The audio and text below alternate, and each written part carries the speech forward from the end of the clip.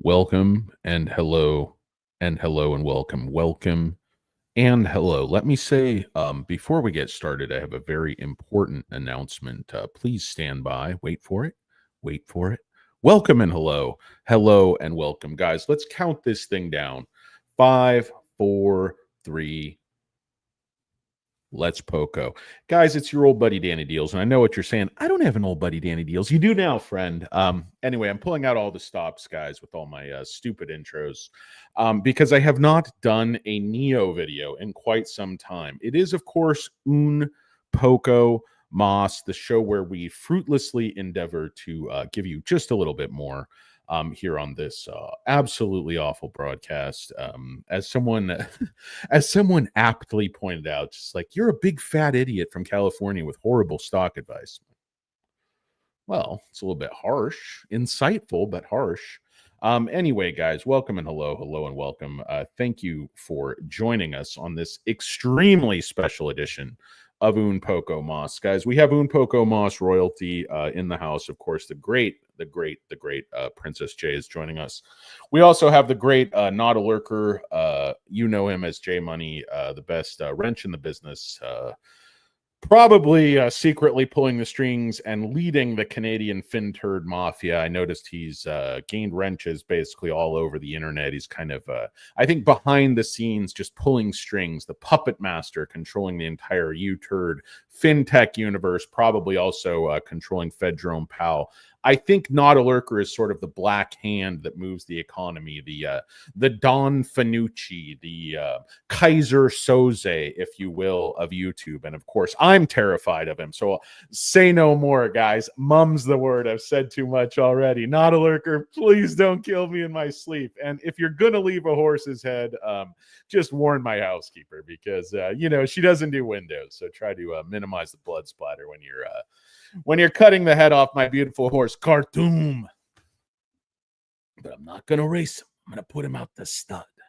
Well, actually, I'm going to, saw his head off and throw him in your bed this evening. So you let, what's his name? Johnny, Jimmy, whatever the fuck his name is, out of his contract. What was the guy's name sung at the wedding? Johnny, I think it was. I can't remember. Anyway, guys, you get old, your memory fades. Anyway, I don't know what the hell I'm talking about. I was going to do nicknames. What the hell did I make? Does anybody say what my nickname was on the title of this thing? I can't remember. Stumpy Macanudo. Yeah, a lot of people of course, you guys know in Vegas, they call me Little Danny Cornbread DiCarlo because I am moist, doughy, and I crumble under pressure. And anytime I'm near the ocean, any undergoing maritime law, they call me the tugboat because I'm short in stature. I pull more than my own weight, and I'm rarely far from my home port. Though out in the Miami area, Fort Lauderdale, they call me Stumpy Macanudo. That was back in my party days when I was late, go out with the bros, go out, listen to little house music. I used to do a lot of manscaping with my Vitamix, and ipso facto, yada, yada, yada, I was late to go out one night. That's how I earned the nickname Stumpy Macanudo. Of course, the boys used to smoke a lot of Macanudos. Anyway, I have no idea what I'm talking about. This intro is completely off the rails. But let's suffice it to say it's Un Poco Mas, and we're talking Nio, ticker symbol NIO. And just because I know I'm going to get the comments, guys, know that the fact that I have invested in some Chinese companies over time is not an endorsement of the Chinese political system. It's not that I hate America or anything like that. It's just I have a recognition of reality that money flows around the world. If you actually look at what, monetary exchange is like money kind of all functions in one thing. There's kind of different tranches of it, but you can exchange it for other money. You can exchange American money for Chinese money, for even Russian money or Euro money or whatever it is. And goods move around the world. If you're kind of a free trade denier, I don't think you're living, not free trade, but just the notion that, there shouldn't be foreign investment in other countries, or that should be, sort of this political test, this endorsement. I mean, I don't know, guys. And all those people are huge Elon Musk fans who, they have their major factories in China, his major expansion in China. He has to get down on his knees and do exactly what the Chinese government tells him to do within China, with his data, with everything else, just like everyone else in China has to do. So I don't know, guys. I guess if I'm, afraid of the Chinese or endorsing the Chinese government, I'm in good company. because our good friend Elon from Doge is also over there on his knees, filleting the Han Chinese, the Communist Party, tickling their balls with that acumen and charm that only he can deliver. Anyway, guys, so let's talk Nio. I know it's just a long-winded, horrible introduction. Everybody hates Nio. That's just first of all. I love Nio. I just bought a ton more Nio. I think the Chinese government's about to flip Nio. I mean, we're seeing incredible signs that's coming. GAC is one of the biggest automotive groups within China. I think maybe the second largest automotive group in China. Just massive state owned, state run, different levels. But GAC chairman calls for greater policy support for battery swap. This is huge because this is the kind of guy that's tied right into the government. He basically is the government. I've argued, I think William Li is basically part of the Chinese government. They're advancing, swap and battery standards throughout the world, and Nio is just sort of the vehicle they're using to do it. And I think Chinese government and their rat holes have been buying up all these shares, and I think they're going to make some policies that are going to flip this turd. And what I've been saying for a long time, excuse me, I should actually breathe so I don't pass out, is they are going to do a swap mandate. Now, it's going to be phased in. It's not like, 100% of cars have to swap all of a sudden. It's going to come in over the course of years. But the Chinese government sees so many benefits in swap. That's why they're pushing this to the fore. The thing that's crazy about Nio is they've had to go this alone. Think about the magnitude of building out an entirely novel fueling, swapping battery network all across the country of China and now all across the world. And this one little company with this guy with the buzz cut, this goofy looking guy, he's supposed to do all this by himself. You'd think this would require partners, and they do have partnerships with oil companies and other companies, but I mean, the magnitude of this is just insane. And they put a negative valuation on it. It's like for every battery swap station they build and have operational, they should get credit for building at least 1,000 cars, the way they do this sort of, stupid, because there's no future in your fronting. When Xpeng sells you an EV, what recurring revenue do they have other than maybe some subscription for, Pong or, Tetris or something? There's nothing. They send you out. It's a low margin business. That's what Tesla is figuring out the hard way. That's why they're going into robots and AI and all kinds of other things and energy, because the car business is a tough business. None of these other companies have a unique selling. Frankly, I wouldn't be a big Nio fanboy if they were just another Xpeng or just another Li making these hybrid cars. Basically, they got a duty in their pants. They can't compete with BYD. They can't compete with Chery, GAC, these giant companies. They can't compete on scale. They can't compete on cost. They have no USP. They're ass out in the cold. They're up shit creek without a paddle. They're 50 miles to the outhouse, and it's a cold, cold night. Could anybody follow any of that? Oh, tariffs are on, tariffs are off. It's a horrible way. I know a lot of you guys love Trump, and the idea of what he's doing, getting a fair deal, not paying for the entire free world's defense out of the pocket of the American taxpayer, always getting bent over at the UN and USAID and all. Totally agree with the sentiment, okay? Totally agree with it. That's what the guy ran on. But you don't do it all with a wrecking ball. You don't just throw dynamite in there, destroy everything, make our neighbors think the world. I mean, Canada is extremely important trading partner, as is Mexico, but Canada, I think, even more so. So I think they're much more integral to our national security, our economic security. But I think, Trump's a guy, he comes in hot and then he fine tunes. Every video I've been saying, it's not the end of the world. Don't panic. The guy has an end game in mind, and it's not the end of the world. It's not, we're going to start a hot war with Canada and Mexico and Greenland and invade Panama. It's getting the concessions that he wants.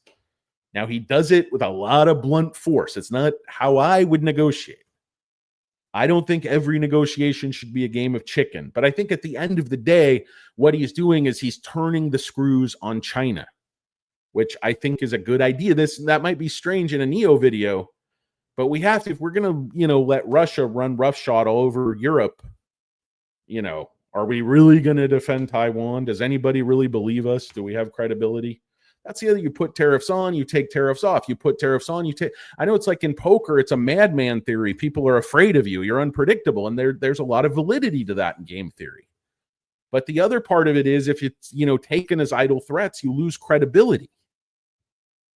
And these trade agreements he's talking about with Canada are agreements he negotiated and signed during his first term. So the stuff just doesn't make a lot of sense to me in terms of like ideological consistency. But at the same time, I think he's going to reach, his goals and get the concessions that he wants. I mean, everybody's fucking terrified. I don't know if that's always a good thing, but it's definitely what he's going for. So it is what it is, guys. Like I said, nobody elected me to anything. So, within the confines of the law, you got to let this thing play. I certainly, don't want to ally the United States with Putin over NATO. But I think the idea is, wants NATO to, pay their freight. Is like Kramer. And normally I think Kramer is a complete horrible stock picking bald asshole. Like I'm a horrible stock picking fat asshole. But I think he was very insightful on sort of, how this is all going to play out. How, she should not be. And this is kind of as advertised. Everybody was like, well, Trump said he's going to do all this, but he's not going to do any of it. I'm like, I don't know. He's a guy who likes to follow through on this stuff. So, I think it's all going to shake out. I think it's all going to be fine. I think the world's going to go on much like it did before. Sort of a lot different ideological bent. Like everybody's, abandoning their woke, programs, all these companies, all this stuff. At the end of the day, the culture is we have extremely liberal pockets of the culture, extremely conservative pockets of the culture. We're still going to have that. The vast majority of us are going to land somewhere in the middle. I don't know. Just seemed to me that like not that long ago, maybe pre-Obama, like, I don't know, everybody got along reasonably well. There wasn't this like division that led to, political differences. As politics is supposed to be the art of compromise, not the art of, hating your neighbor and your family member, your Uncle Jack who clicks. Know what I mean? Anyway, guys, I know a lot of politics. It's not really politics because it has such a huge impact on our investments. It's swinging the market. It's not just the tariffs, it's the interest rates, it's the growth. I mean, we're predicting negative growth now. And, Trump himself said, hey, there's going to be pain with this stuff. Because when you're inflicting pain on others, you might have to inflict, some pain on yourself. It's like if you're going to, engage in like a headbutt or a pepper spray operation, there could be blowback. Just hoping you inflict more punishment on your enemy, I guess. I don't know. So anyway, after 13 minutes of saying absolutely nothing, GAC chairman calls for greater policy support. Anyway, hello, Bertie, Alberto Bertie Avalos. Thank you, Mr. Premium of the option. Short squeeze, not pocket pool. I mean, the short is lined up really tight. We'll talk about it, Mr. Premium of the option. Definitely, Alberto Bertie Avalos like squeeze playing pocket pool. Nobody tell Lisa. Let's see, guys. That's not a short squeeze. No, when you're playing small ball South Equator because the woke retards have not taken over yet.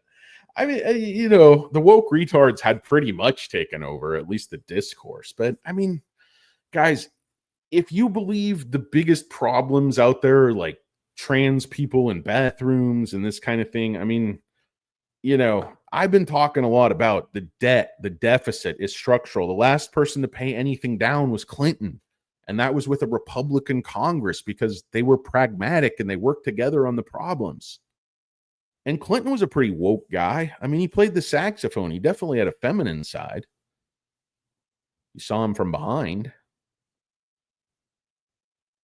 But anyway, guys, I don't know. I just feel like the extremes are not where to be. Radical change usually sort of has these backlash, unintended consequences. But other people say, hey, go big or go home. Work hard, play hard. I completely woke. I just found ridiculous and annoying. Like what they call that extreme woke. Like, I don't know, man.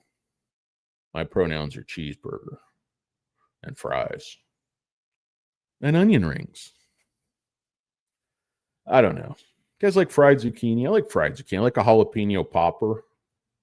I like any number of fried snacks. Any snack you deep fat fry up is probably going to be pretty freaking tasty. And there's probably going to be a pretty good chance I'm not allowed to eat it. Chicken strips. I'm a big chicken strip guy. You wouldn't know that by looking at me. I like a wing, like a boneless wing, like a regular wing. Whatever. I don't think that's liberal or conservative. Just like to eat a lot of junk. The red states are even fatter. That's what I like about being down south. I like about being in Hawaii, too. You can just straight man boob it. Nobody looks at you with a scant eye. Sir, you're here in the hotel pool, just straight man boobing shamelessly. Like, yep. I paid for the room. I'm going to man boob it out here by the pool. Just relax, Just man boobing for fun and profit. It's going to be part of the Tebedaki method. We're instituting a trading system for plus size gentlemen. Anyway, guys, I have no idea what I'm talking about. I'm having a lot of trouble focusing here this evening. Feng Chua, Chairman, General Manager, GAC Group, called for greater policy support battery swap business model. One of the proposals upcoming 2 sessions. Of course, we know the whole People's Congress in China. They meet every 2 years. Guys, they call me mini water. I don't know why.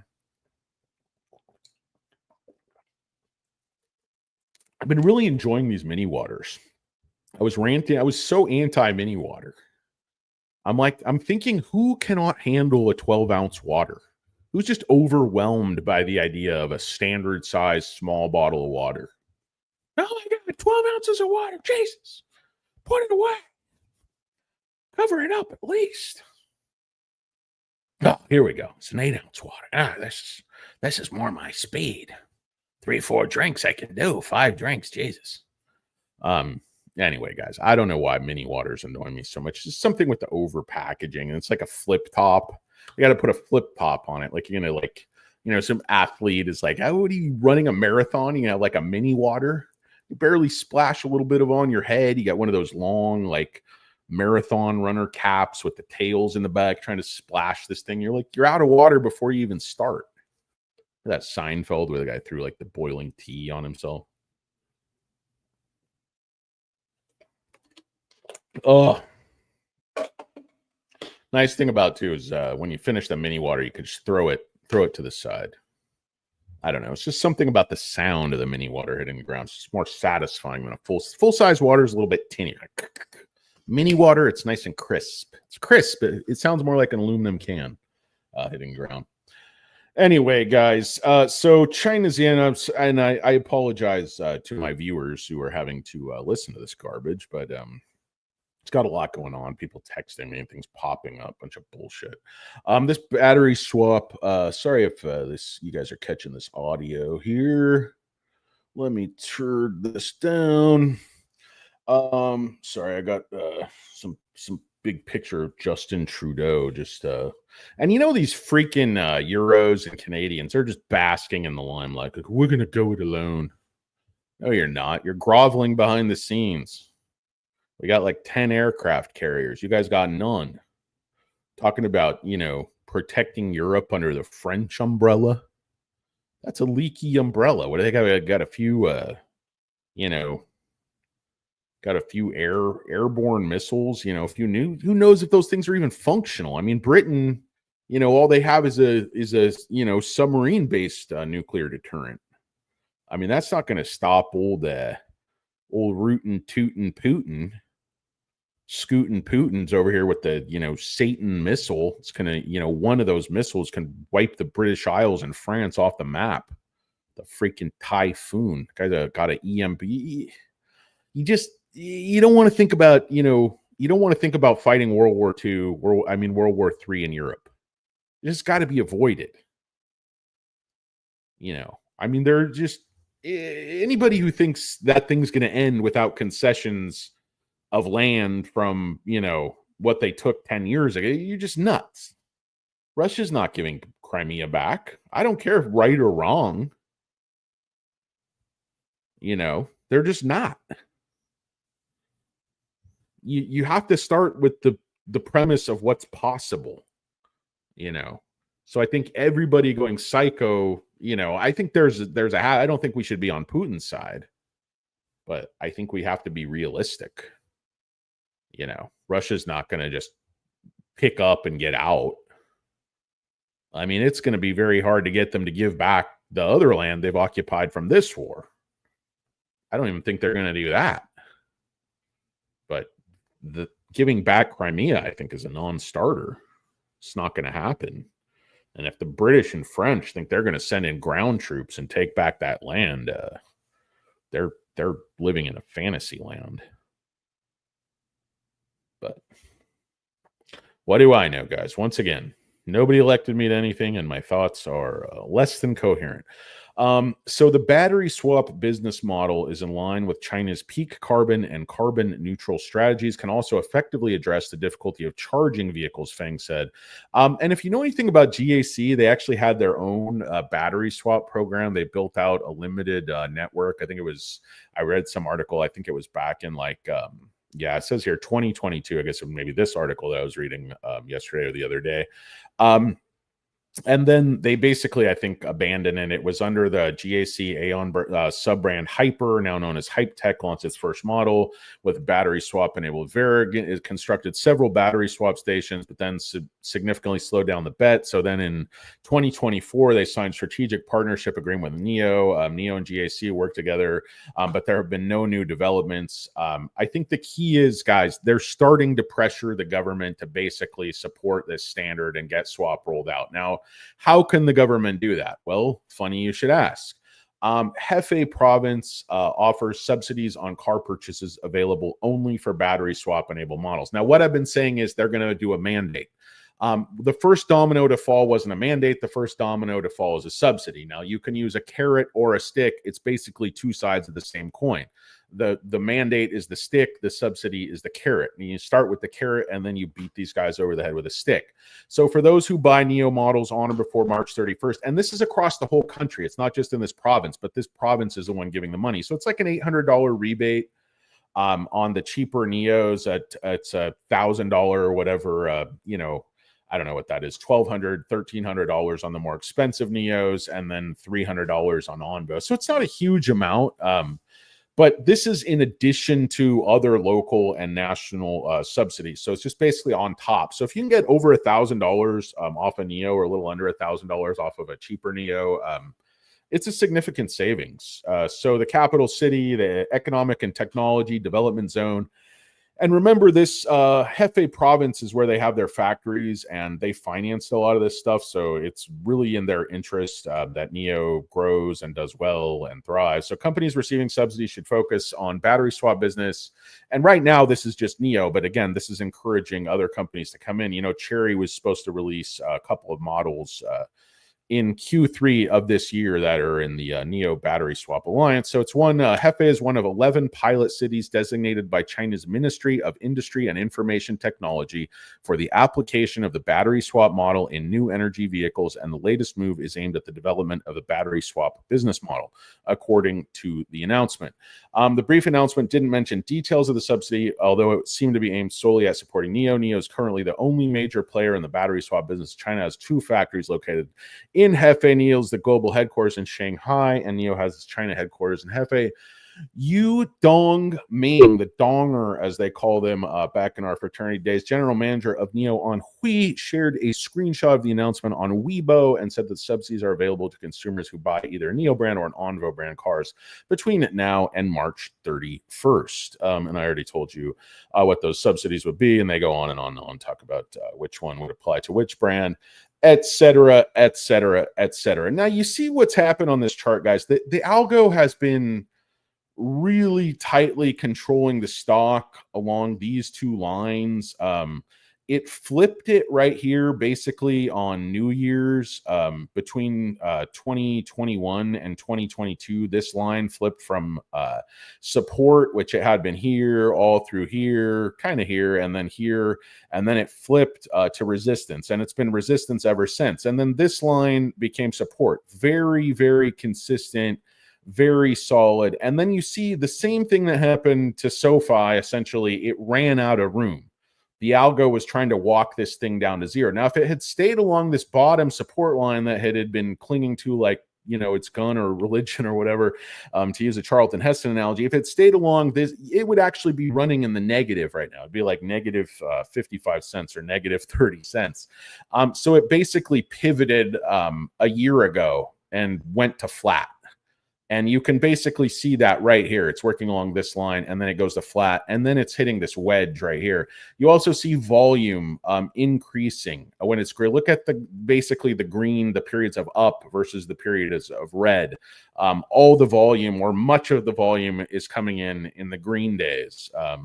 Not to with all due deference to whatever that largely political Green Day is so old now, it's scary.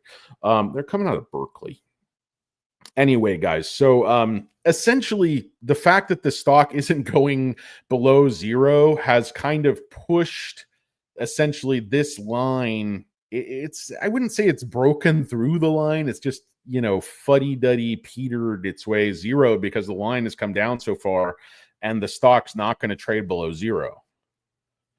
The thing that Nio has done is just essentially, if you could sort of, I don't know, quantify it, Nio took a massive, massive risk. He sort of attempted the impossible years ago with battery swap. It wasn't just Elon Musk who thought this wasn't possible or practical or a good system. Maybe he was right. Time will tell. Swap is definitely, a nothing burger in terms of the market right now. It's like, Nio sells almost no vehicles. So that's why the Battery Swap Alliance, Cherry coming on, GAC, it's nice to talk about adaptation, but why don't you build some cars? I mean, the government controls you. You're talking to the government. It's all, you're sort of, the call is coming from inside the house. Guys, welcome and hello, and welcome. And hello, and welcome. They call me Little Danny Cornbread DiCarlo because I am moist, doughy, and I crumble under pressure. They call me Stumpy Macanudo, obviously with the manscaping accident I had years ago with my Vitamix back in my clubbing days. Very, very unfortunate. Stumpy Macanudo indeed. Let's see, guys. Who the hell else is here? I don't know. Payush, Netflix. Yeah, Netflix took a real dive today. I mean, SoFi took a big hit. What is the one thing the market hates more than anything? Uncertainty. These companies want to plan. What do analysts do? Analysts look quarters and years ahead. How can you do any type of analysis of the future when you just have no idea what's going to happen on a day-to-day basis? With our trade policy, with our economic policy, with entire, departments being wiped out and then brought back. And it's just, the market wants stability. Might agree with your policy objectives. Might even agree with your approach. It's just, it's like Miley Cyrus coming in like a wrecking ball. Yeah, nice. 10x is doing great, but yeah, I'm up big on 10x too. I think that's going to make a much bigger move. I would hold that, but I can't blame you for taking some profits if you're up 45%. It's a nice catch there. Yeah, the overall market just, got absolutely destroyed, but it just depends. Where do you think it's going to go? I mean, ultimately these policies should be good for the markets. But again, it's lack of stability in how the policies are being implemented, and beyond that, how they're being communicated to the American people. What is it? A lot of this stuff could be done in a much more orderly fashion, much more legal fashion. You decide the cuts you want to make. You have the whole Congress. You put the cuts into law. That way you don't keep going back and forth between the courts and these stays and these court orders. Just nobody has any idea. Then the payments stop, the payments go, the contracts stop, the contracts go. Nobody knows what the hell's going on. And all these industries that rely on parts and cross-border trade and agriculture and farmers, they're all completely in limbo. They don't know what's going on from one day to the next. And again, you win your concessions, but at what cost? Some of the stuff, once this damage is done, once the uncertainty is there, it takes a long time to unwind. So you don't necessarily want to, put a big stinky turd in the punch bowl every time you want to solve a problem. Then you got to, Bill Murray's got to drain the whole pool, get the turd out. I got it. What's going on? If you don't do what Alberto says in these chats, you're on your own. I can't protect you. I don't even know if Not a Lurker can protect you from Alberto. I don't think so. Don't even get me started on Alberto's nephew. I'm not even sure that guy exists, like Freddy Krueger. Great Jeremy Miller is here, the great band leader who almost took Hank Kingsley's job in the that one episode of the Larry Sanders Show where they got a new band leader. Looks just like that guy. Detroit is going to look like Scranton here soon. I assume that's a bad thing. You got Diamond Joe Biden wandering around like a zombie. Savage of Wall Street. How you doing, Savage? I sold a lot of puts today on Nio, SMCI, AO, AI, Clit, Soundhound, Straight Ass, Grab Cash, Grab today. Well, there you go. Hope that works out for you. Yeah, selling puts seems to be very popular. I'm seeing that everywhere today. Covered calls are printing on Beast. Yeah, I mean, yeah, if you're selling calls on Tesla, you're doing very well. But at the same time, your shares are being kind of decimated. I was fortunate enough to sell some at 420 and some at 450. Sold a little bit more at 4. I still have a big Tesla position, but you just kind of feel when Tesla gets like super overheated sometimes and it stalls out. You kind of flip it and come back. And the last time I bought Tesla, like less than 130, ended up selling it not that much later up in the 4. So I mean, talk about volatility. It's just insane. But this Nio right now is the only EV stock I'm buying. I just feel like it's grossly undervalued because this is really a binary thing. Does their swap network get there? Does the build out happen? Do these partner cars come online? If the partners' cars come online and the government supports this, they're going to become so big before CATL ever gets a viable network. Remember, GAC started building their own network. They came out with all these grandiose announcements, just like CATL did. Oh, we're going to have a big swap network. You know what? It never happened because it's incredibly difficult, capital intensive, time consuming. Like, oh, we're just going to do our first 1,000 swaps this year. Are you? Where are these swaps CATL is building? It's already March. The year's over 1/6 over. The year's like almost 20% over. Where is the CATL swap network? It's supposed to have over 1,000 swaps by the end of the year. Nobody asks these questions.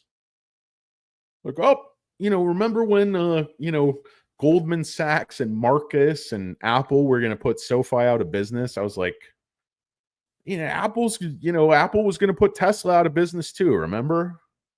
They were dumping money into that Apple car for like 10 years. Shit or get off the pot. I got a news flash for you. Apple's not that innovative a company. They haven't been for a long time. Apple basically has a closed shop. I mean, I know the iPhone has a great camera and it's a great device and, the iPad and the eyeglasses and, blah, blah, blah, the iWatch.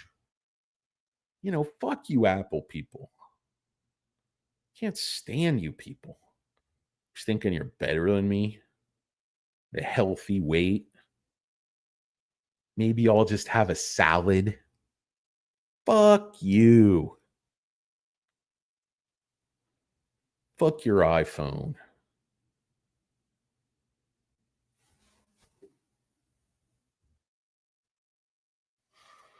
Oh, what's this video about? Tesla needs to swap its old battery. Guys, I mean, I'm not one of these Elon Musk haters. I mean, fucking guy's brilliant.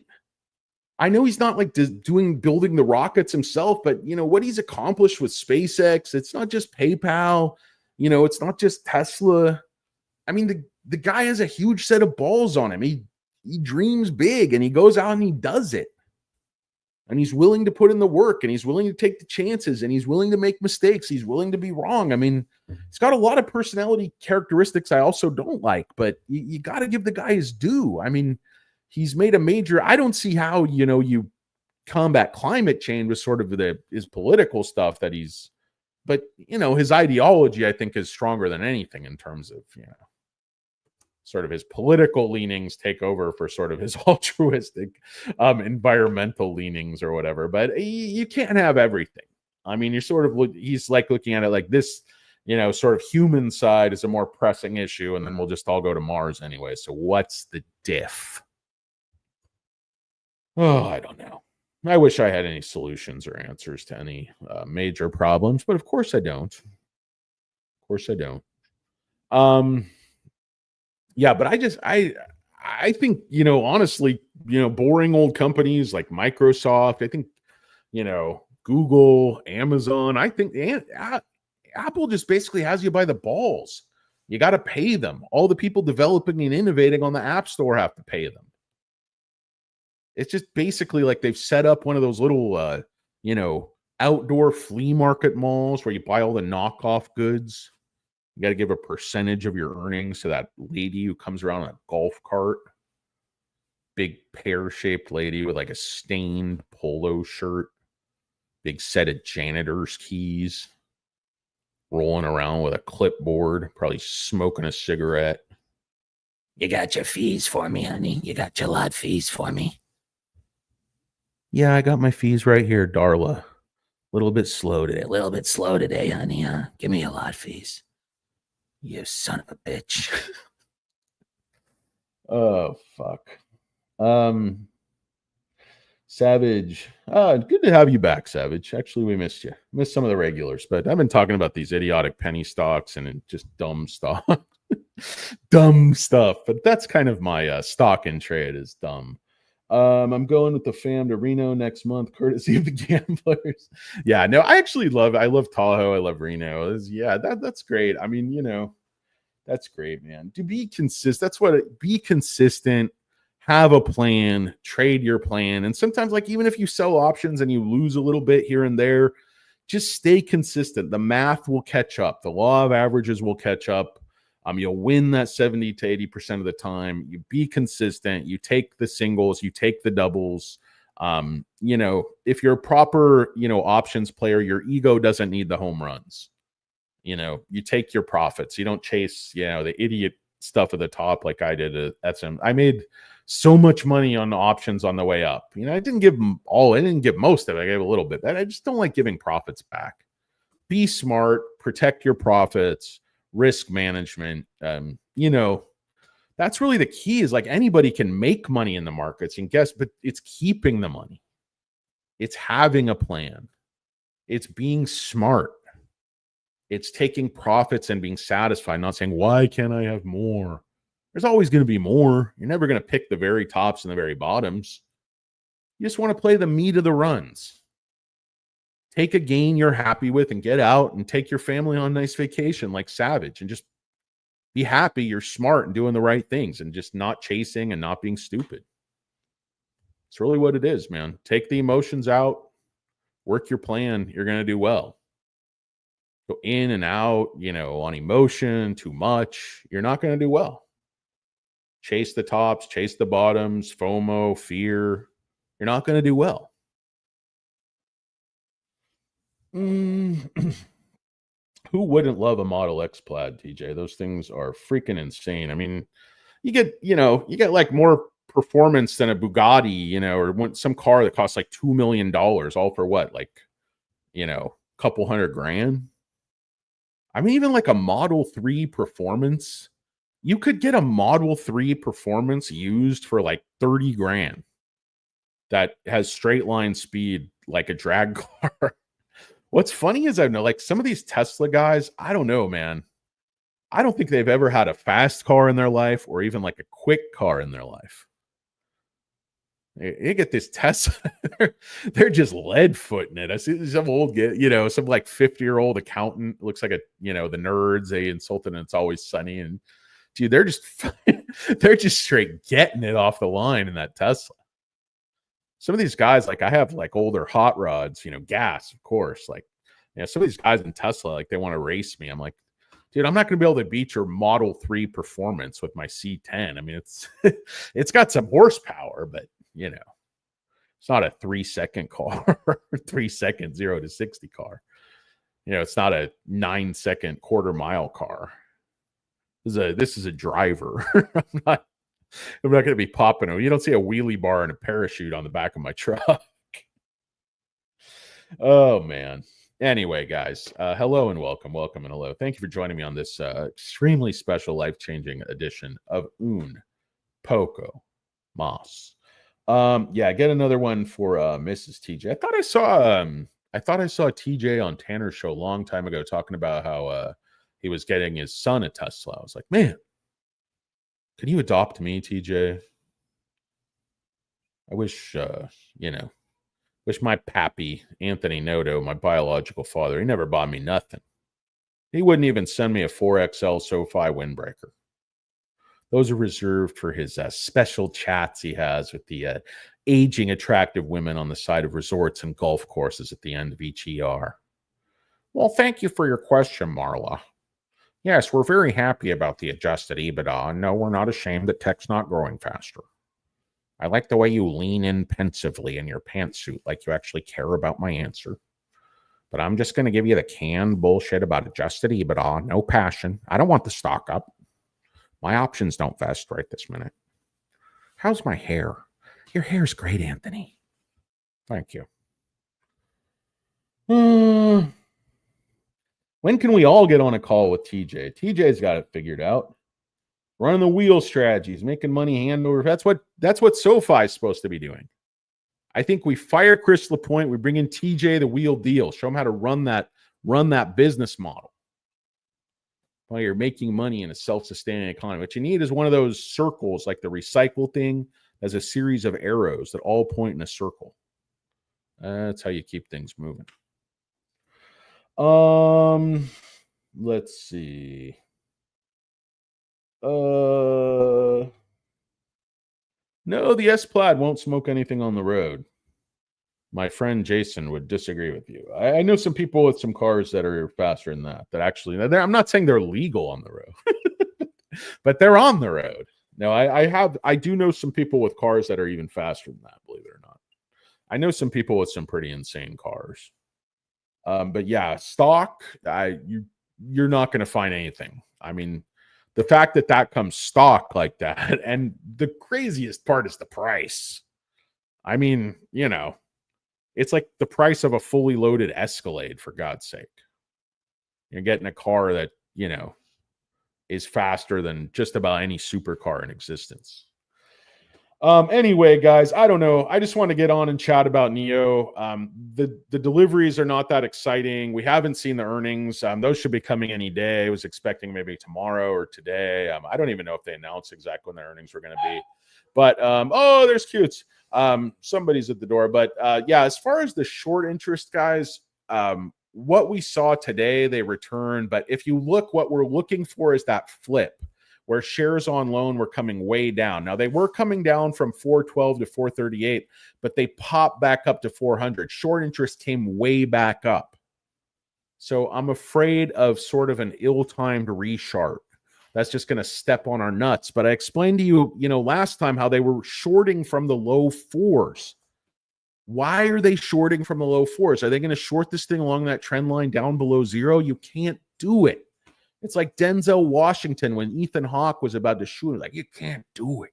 You can't do it. Shot me in my ass, Jake. Shot me in my ass. Oh. Oh, man. That was a great character. Training Day. What a movie. What a movie. I'll smoke a Hellcat with my Y. There's some very fast Hellcats out there. It just depends. There's Model Y performance is a fast car. It's not, I don't know.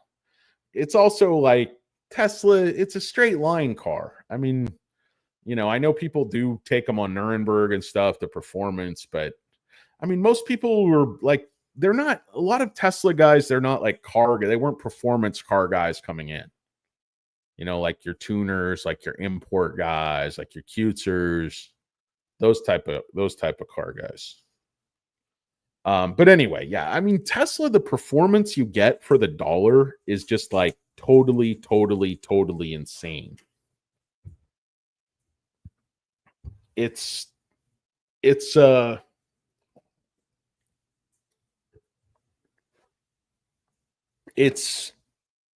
Tesla is a great engineering company. I mean, it's what they've done as far as advancing EV is just crazy.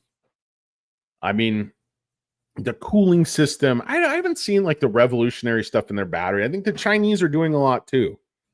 But if you want supercar performance for everyday money, there's just no other place you can go besides Tesla. But anyway, long way of blah blah blah. Tell us about Super Micro SMCI. Yeah, I'm gonna go back. SMCI. I know people are so upset. I love what SMCI is doing right now. They're completely running out of room. SMCI bottomed out at 17. Then SMCI bottomed out at 25. Now it looks like it's bottoming out at 35, 36. Those are very nice steps up in $10 increments. I know the chart's ugly. I know it's all over the place. But if you look at the last couple days, the algo was trying to trade it down at that consistent down bubble. And it's unable. There's no sellers left under those levels. They can't churn people out. I think retail is buying the stock. I think the valuation's just absolutely absurd. You heard Jensen today talking about the demand, talking about the computing power that this new Mr. Belvedere chip they have coming out is going to do. Drop kicked his jacket when he came in the door. Who cares?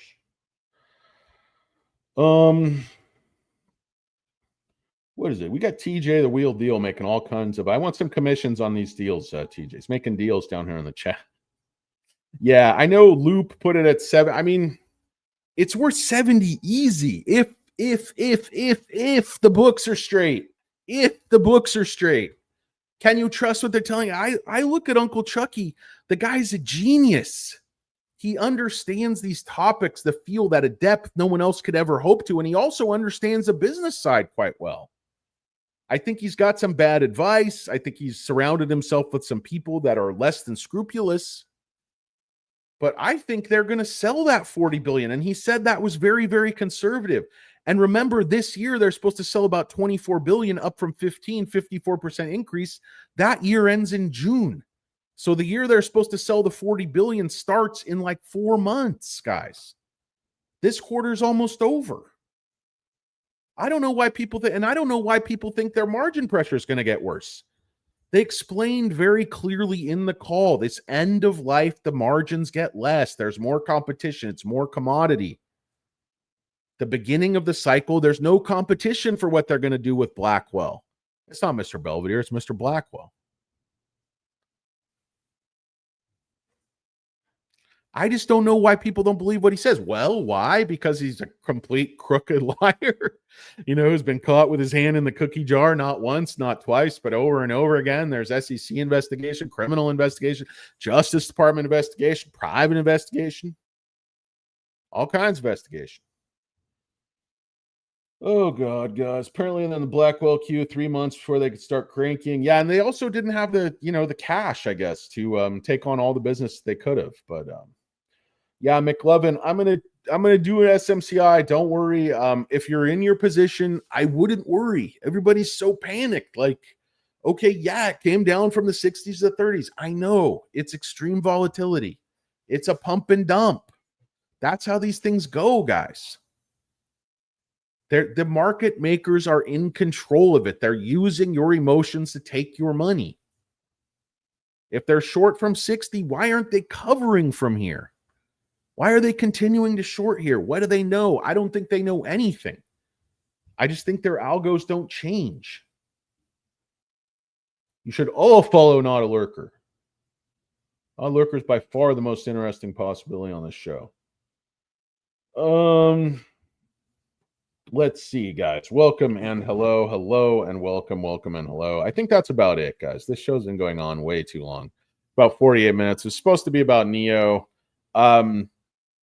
As far as like institutional owners, like I said, it's in the toilet. But why am I somewhat encouraged? I know Tencent dropped their shares a bit. You see, UBS increased their shares almost 1,000%. They have almost 44 million shares worth 200 million. Morgan Stanley also increased their shares a ton, 77%. Wolverine is in there. Norges, Susquehanna has a play on the stock. Citadel is actually long the stock if you look at their filing. Jane Street shifting more to long. When Jane Street starts to shift from short to long, watch out, because I think that's a great sign the stock's going to go up. And Morgan Stanley increased their position 65%. They have about 4 million shares. Not a huge position. But again, Citadel's long the stock. Citadel's usually short everything. Citadel would short their own mother if they could make $1. And BlackRock is still hanging around. I know they sold 60% of their shares last quarter, but they're still hanging around with 2 million shares, very low average. If they smell blood in the water, they'll come right back in. Citigroup trimming, D.E. Shaw trimming, doing a little bit of manscaping. Not a big problem. Hopefully they're not using a Vitamix like I did. That's why they call me Stumpy Macanudo. They realize you should never do manscaping with a Vitamix, especially not while you're dancing a little merengue. Anyway, guys, I don't know. Just followed. Yeah, say thanks for joining us, TJ, by the way. You really liven up the comments, as does the great Jeremy Miller. Price target on Nio. Oof. I mean, so much depends. The thing is, so much with Nio is out of their hands. It's in the hands of the government. It's in the hands of, these partners in the Battery Swap Alliance. It's just all over the place. So, I don't know. I feel like when it flipped, if you look at this, TJ, when it flipped from here to here, couple years ago, when it flipped from this, and this could be a very key level, is about 20. When this line flipped from resistance, from support to resistance, it was about 27.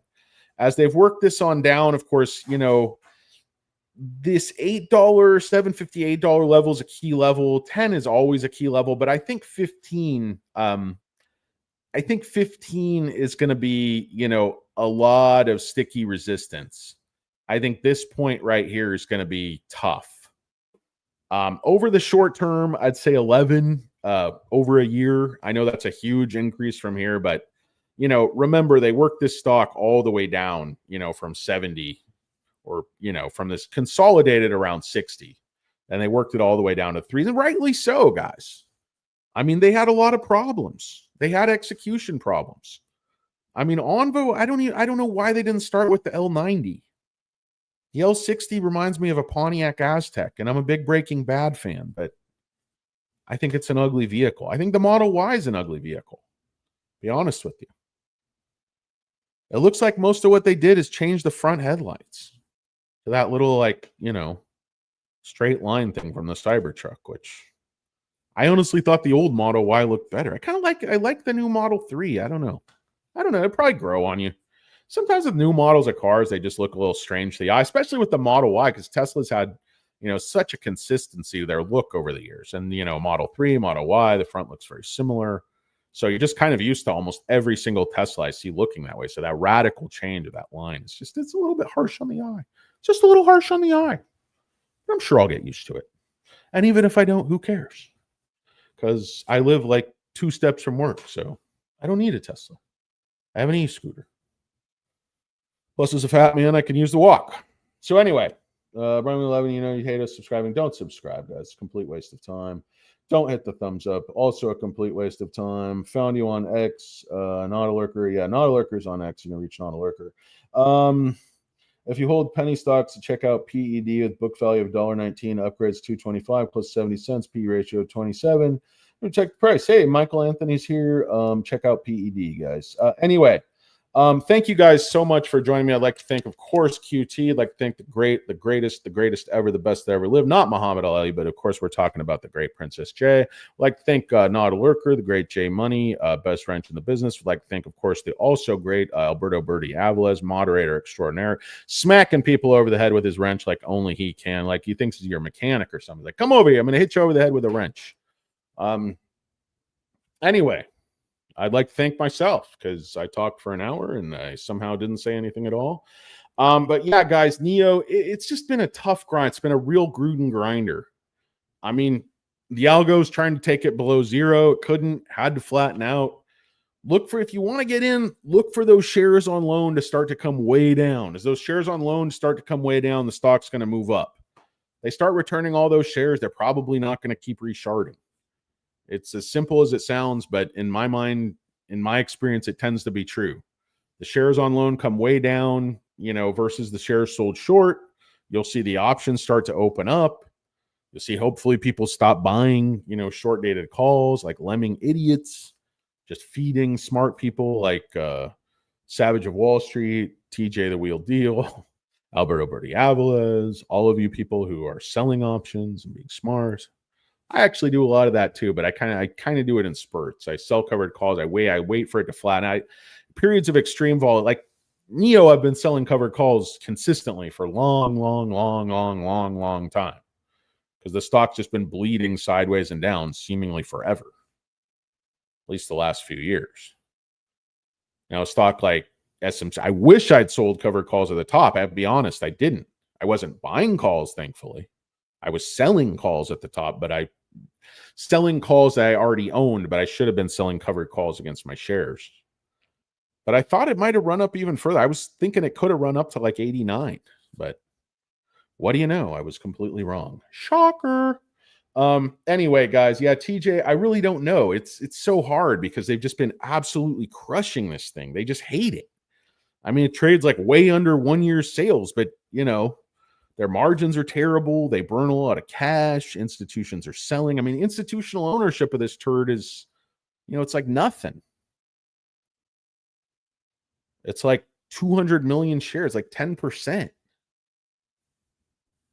It's just dog shit. So, I mean, you see the institutional, ownership. That's just not good. Back in 2021, stock was back here, you're seeing 600 million shares. Now you're barely hanging on over 200 million. So no good way to spin that chart. It's bad, but it's always darkest before the dawn. I mean, you saw the same thing with SoFi, but SoFi was more, 30% was bad, 33% was bad. We were looking for like 45 before it started to take off. It went 50. Now it's like 55. But yeah, you don't see a lot of stocks make, big moves with institutional ownership that low. It's not who's going to push it up? Who's going to fight the shorts? There's nobody there. Vanguard's not there. BlackRock's not there. That's not the kind of fight UBS picks.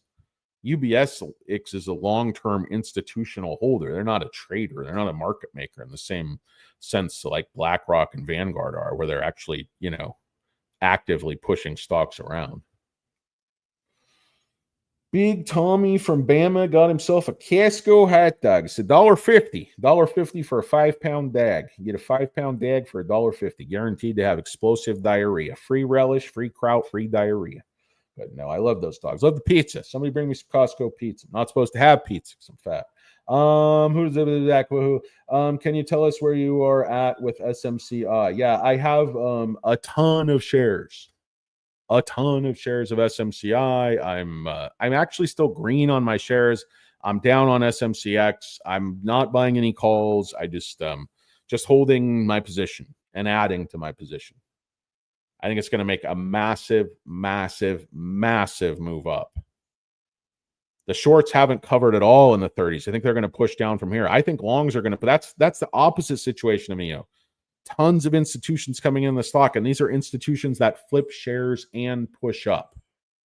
Guys, I got to run my mini water. Like me is exhausted. Guys, thank you so much. Hope you all have a great one. Would like to thank Big Bertha.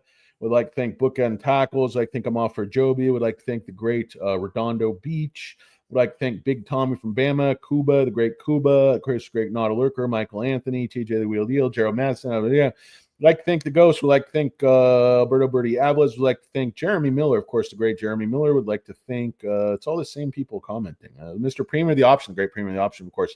David Abitol, Abbott Bull. Abbott Bull. Reminds me of Manute Bull. Are you any relation to Manute Bull? Sublano, tell us about Supermicro. I'm trying. Anyway, guys, thanks for joining me. I sincerely appreciate it. It's Un Poco Mas. My name's Danny Deals. You guys have a great night. Peace. I'm out.